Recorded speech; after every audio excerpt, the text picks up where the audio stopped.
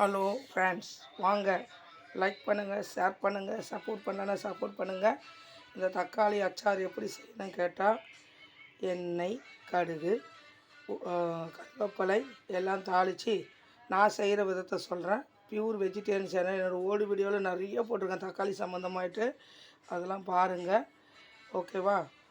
அதே போல் தக்காளியை நறுக்கி போட்டு நன்றாக வதக்கி, அப்புறம் கடுகு, வெந்தயம், கருவேப்பிலை தாளிச்சிட்டு தக்காளியை அரிஞ்சு போட்டு நன்றாக வதக்கணும். அது வதங்கிட்டு அதுக்கு அடுத்தது தாளிக்கிறது நல்ல எண்ணெயில் தாளிச்சிங்கன்னா ரொம்ப நல்லது. அப்படி இல்லைன்னா தேங்காய் எண்ணெய், கேரளா ஸ்டைல் தேங்காய் எண்ணெயில் தாளிங்க. ரீஃபண்ட் ஆயிலில் பண்ணுங்கள். ஓகேவா? பாம் ஆயிலை தவிர்த்துருங்க. ஓகேவா?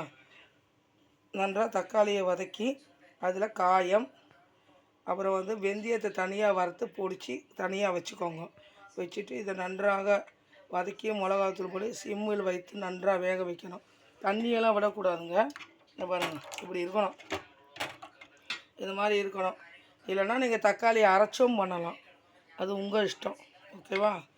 அது மாதிரி பண்ணிவிட்டு உப்பு, மிளகாய்த்தூள், தனி மிளகாய்த்தூள், காயத்தூள் எல்லாம் போட்டு நன்றாக இது பண்ணி விட்டிங்கன்னா சுவையான அச்சார் தயார். லைக் பண்ணுங்கள், ஷேர் பண்ணுங்கள், சப்போர்ட் பண்ணுங்கள்.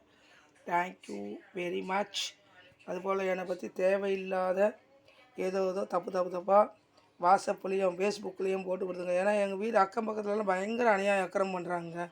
சென்னையில் இங்கே சொந்தக்காரனும் அநியாயம் அக்கிரமம் பண்ணுறான், சுற்றி இருக்கிறதுங்களும் அநியாயம் அக்கிரமம் பண்ணுதுங்க.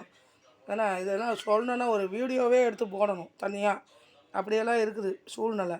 இது ஏதோ என்னை மிரட்டிச்சிங்க. நம்ம என்ன தப்பு பண்ண போகிறோம், நம்மளை என்ன வீடியோ எடுத்து போட போகுதுங்க, அப்படி தான் நான் விசாரித்தேன். ஆனால் ஏதோ பண்ணி போட்டிருக்குதுங்க என்னை பற்றி தப்பாக வாட்ஸ்அப்லேயும் ஃபேஸ்புக்லேயும் அப்படின்னு எதுனா ஒன்று உங்களுக்கு